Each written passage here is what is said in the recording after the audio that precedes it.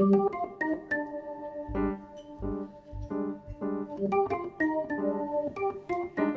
Bonjour.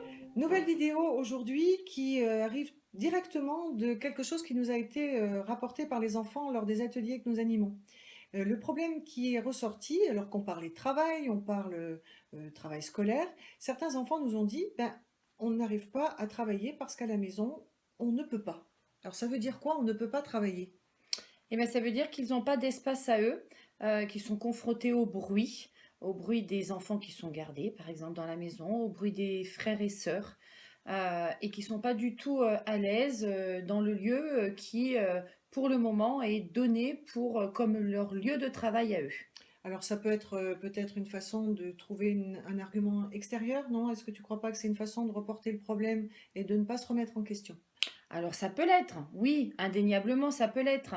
Dès l'instant où quand même des élèves nous l'ont dit et Hmm. nous en ont témoigné, on se dit que en tant que parent, ça peut être relativement simple d'aménager un espace de travail, voir avec votre enfant, dire bon bah voilà, comment est-ce que l'on peut aujourd'hui constituer cet espace pour que tu t'y sentes bien, que veux-tu faire, à quel endroit veux-tu te mettre, est-ce que l'on met des photos, est-ce qu'on met pas des photos, est-ce que tu aurais besoin d'un petit peu de musique pour travailler? Voilà, reconstituer un espace dans lequel ils puissent être bien et peut-être arriver, nous, en tant que parents aussi, à enlever le dispositif dans lequel, enlever de notre tête le dispositif dans lequel nous étions quand nous avons appris. On a tendance souvent à reporter, à vouloir reproduire. Moi, j'apprenais sur un bureau, il n'y avait pas de bruit, j'étais dans le calme absolu, il n'y avait rien pour me distraire. C'est peut-être pas forcément ce qui va fonctionner pour votre enfant. Oui, et puis même pour un enfant qui travaille et qui se sent bien, un de nos élèves là que nous suivons est venu nous dire qu'il avait complètement réaménagé l'espace de travail. Pourtant, c'est un élève qui a pas de soucis. Eh bien, en entendant les conseils qu'on lui avait prodigués, il a entièrement revu, sans qu'il y ait une seule dépense financière, simplement en réaménageant, en reposant le bureau là où il avait envie d'être pour se sentir mieux.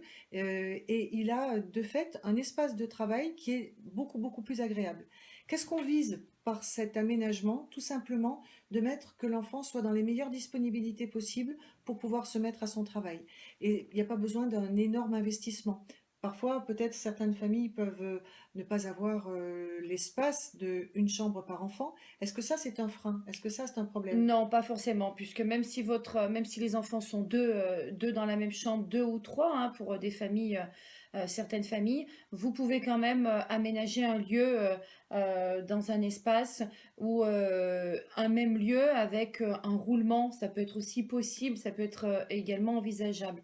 J'aurais envie de rajouter que ces enfants HP sont hypersensibles et que quand ils vous disent je suis pas bien dans ce lieu-là, ben, il faut pouvoir les entendre parce que s'ils sont pas à l'aise, si c'est trop bruyant, c'est quelque chose qui va énormément les contraindre et ils seront pas dans des dispositions favorables pour apprendre. Oui, et si au contraire l'enfant participe à la réflexion sur l'espace dans lequel il va travailler, il va s'y projeter et il s'y projette d'une manière agréable, d'une manière positive, et derrière ça va aussi répondre à une autre problématique qu'on a traitée dans une des vidéos précédentes, qui est cette idée de repousser tout le temps, ne pas avoir envie. Ça peut être une des causes pour lesquelles votre enfant ne se met pas au travail ou tout simplement n'est pas efficace quand il travaille.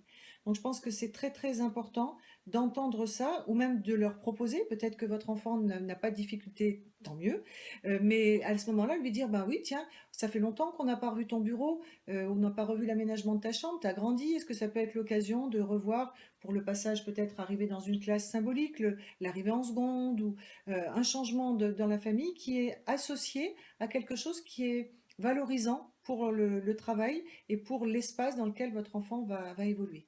Et qui sera donc une belle source de motivation également. Absolument.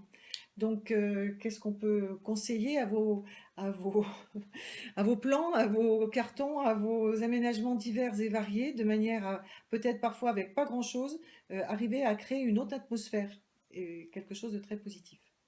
À bientôt! À bientôt, merci.